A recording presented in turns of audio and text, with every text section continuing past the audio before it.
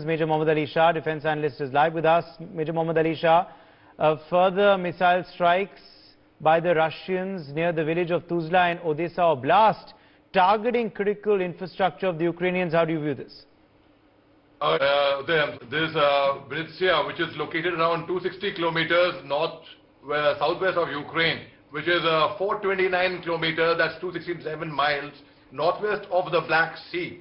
Now, it is the administrative center. It is it is quite densely populated. So yes, when new attacks towards that side are concentrated, they keep having their plans that, okay, now we will target here, now we will target there, and they keep taking out their latitudes, longitudes. So yes, I see it as Russia is not going to stop. They are undeterred. You can do what you want. It only goes to prove that. And yes, when Prime Minister Narendra Modi is going to speak to President Zelensky, I hope something really comes out of it, because both, at the end of the day, you have to clap. There's a clap with both the hands. You can't just clap with one hand only. So at the same time, when people are trying to put in sense to President Vladimir Putin, but he seems totally undeterred by it. So yes, I hope something comes out of it, because new places, and it's totally unpredictable. You cannot really tell what the plans are, where the firing is coming from. Only people who are in the war zone, the journalists who are there, who are giving live reporting, live coverage, they're risking their lives. And of course, there are people who are staying underground in bunkers with the advisory, but it is at the same time only people who are there at the present in the war zone know the reality of life. It's very easy to sit outside and comment and say that, oh, so-and-so should have done this, so-and-so should have done that, the evacuation should come from Sumi side, evacuation. People who are handling the job on the ground, actually, they know the best what they are doing. And the people who went out of the shelter, we do not know what the compulsions was. Yes, the advisory was issued, but we do not know what the compulsions inside the bunkers for everyone over there to survive. It's a fight for survival at the end of the day. As Charles Darwin says, the survival of the fittest. So you don't know what the compulsions are and under what pushing reasons he had gone out, being totally unmindful of his own personal safety, and of course, going beyond the call of duty for his own brethren, for his own colleagues. But my advice at the same time for my students who are stuck over there, for my brothers and sisters, my younger brothers and sisters who are stuck over there, is listen, there's one thing which we learned in the army, which is when tough times are inevitable, you can't do anything about it. You have to only think positively, and you have to try to see that how well you will sustain the tough times. So right now you are bonding with people, you are making friends, and these friends that you are making right now are going to be your friends for a lifetime. And let me assure you all, I have a gut feeling that yes, you all are going to be out from there safely and soundly. There is going to be no trouble with you all, because Operation Ganga, and look at the new flight with 205 passengers coming and landing at Hindan base Ghaziabad, and Harjot, who was wounded in the shelling, in the firing, he is going to be there. Yes, and he did lose his passport. It only goes to show that what actually goes on in a war zone. Nobody would go on with the lost passport. Nobody would want to lose their passport. And at the end of the day, again, I believe that there is not a single problem in the world that cannot be solved.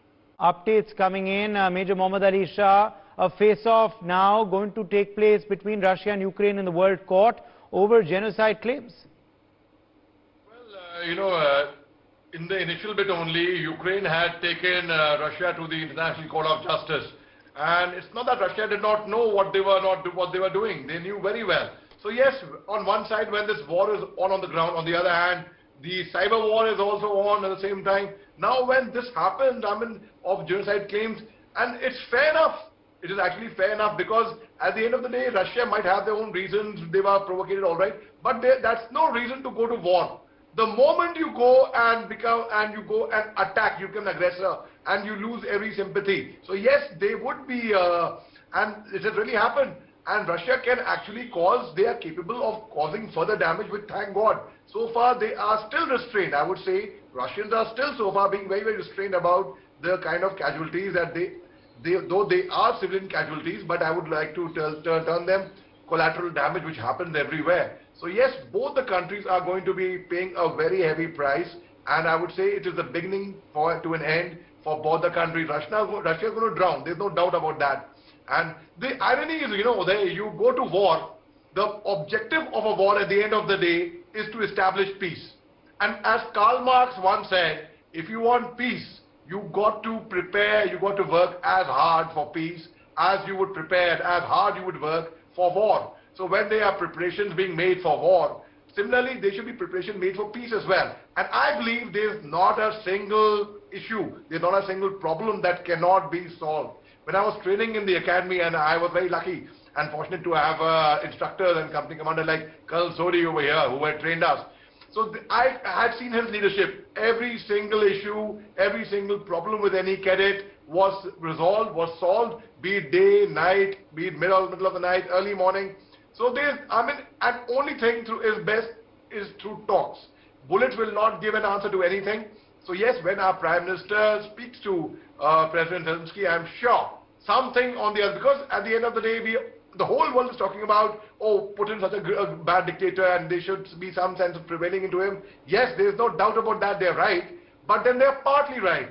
People who are projecting President Zelensky as a hero, they do not know that they are actually encouraging violence.